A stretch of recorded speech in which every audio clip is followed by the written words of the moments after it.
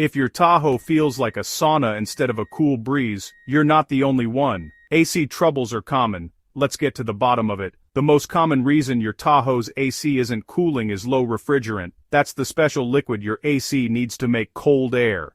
Sometimes, it leaks out over time, and your AC just can't keep up.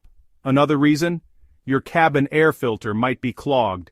If it's full of dust and dirt, cold air can't flow through your vents. Next up, check your AC settings. Make sure you haven't accidentally switched the system to heat or set the fan too low. It happens more often than you'd think. A broken AC compressor is another culprit. The compressor is like the heart of your AC system. If it's not working, neither is your AC.